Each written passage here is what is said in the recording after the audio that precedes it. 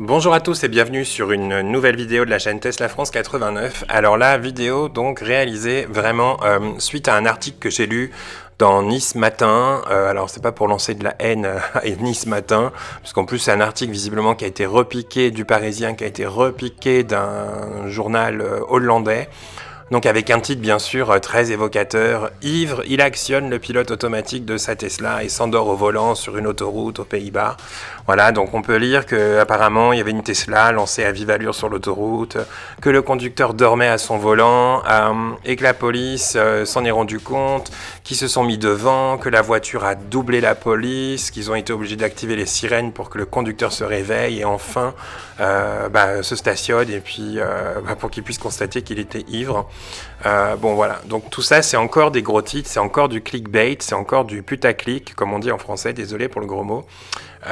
Et en fait, moi je voulais vous montrer en illustration, en image, la vérité de la situation en France, de ce qui se passe quand on conduit avec l'autopilote et que on n'essaye pas non plus de tricher avec le système et qu'on n'est pas attentif et qu'on touche pas le volant. Et voilà ce qui se passe en image. Donc rendez-vous tout de suite en image. Donc premier test, voilà, on vient d'activer l'autopilote, vous voyez, on est à 1 minute 34 du début de la vidéo, donc c'est pour vous montrer un peu le timing. Donc on ne touche pas le volant, on n'a pas du tout les mains sur le volant, on n'a pas mis de bouteille d'eau coincée sur le volant, on n'a pas mis de sac de pièces de monnaie coincées sur le volant pour bloquer le volant. On joue le jeu, la voiture elle est designée pour ça, voilà. Donc voilà, on a un premier avertissement, vous voyez, on nous demande de remettre une pression au niveau du volant pour pouvoir montrer qu'on est bien là. Ça flash bleu au niveau de la voiture, bon vous entendez pas, mais il y a des bip bip aussi au niveau du véhicule pour nous indiquer, pour nous alerter. Maintenant ça commence à s'allumer en rouge, ça flash de plus en plus rapidement. Donc vous voyez, hein, là ça fait à peu près même un peu plus de 30 secondes, la voiture est déjà en panique, ça clignote de tous les côtés, ça bip, ça bip, ça bip. Et ce qui va se passer, vous allez voir, voilà, très rapidement, avertissement rouge. Là, je freine pas. Hein. La voiture, elle s'arrête toute seule. Elle met les warnings et elle va s'immobiliser. Donc, voilà ce qui se passe quand on ne touche pas le volant et quand on est endormi au niveau du volant.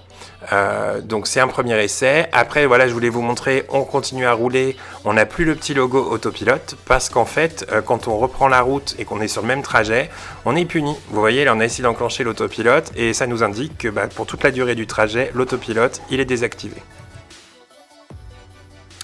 Voilà, donc après, je voulais vous montrer ce qui se passe quand on s'arrête. Là, on va s'arrêter. Donc on est toujours puni hein, sur ce trajet-là, on va dire, voilà.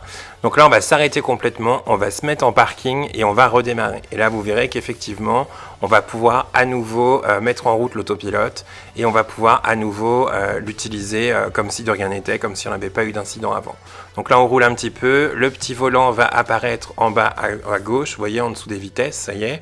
On peut l'engager 2 fois et là, encore une fois, on est à 3 minutes 27 du début de la vidéo, on va rien faire, on va plus toucher le volant et on va voir combien de temps il se passe avant que la voiture commence déjà à nous avertir. Donc là, ça fait 10 secondes qu'on touche plus le volant qu'elle roule. Elle est donc à la vitesse limite qu'on lui indiquait d'être. Voilà, on va arriver, voilà, à peine 15 secondes d'inattention et la voiture commence déjà à biper, à nous avertir. Gentiment, mais voilà, qu'il faut reprendre le contrôle, qu'il faut lui prouver qu'on est bien là. Voilà, elle continue et il va se passer la même chose que la dernière fois en fait. Elle va complètement s'arrêter sur le côté, mettre les warnings. Donc en fait, je comprends pourquoi effectivement les médias font ce genre de trucs, mais ça m'agace en fait profondément parce qu'on lit aussi dans les commentaires plein de choses sur la chaîne YouTube. Voilà, hein, je lis plein de commentaires des fois qui sont un peu très très critiques en fait sur Tesla, sur l'innovation. Bon, là, je trouve que franchement, c'est ultra sécurisé. Alors bien sûr, on peut tromper le système en mettant du poids sur le volant, en mettant une bouteille d'eau, en lui faisant croire qu'on est là. Mais enfin, je veux dire, c'est la même chose que pour les ceintures. La ceinture de sécurité qui bip quand on est assis et qu'on ne l'a pas mise en place. Si vous la bouclez en mettant la ceinture derrière vous, oui, ça bipera plus.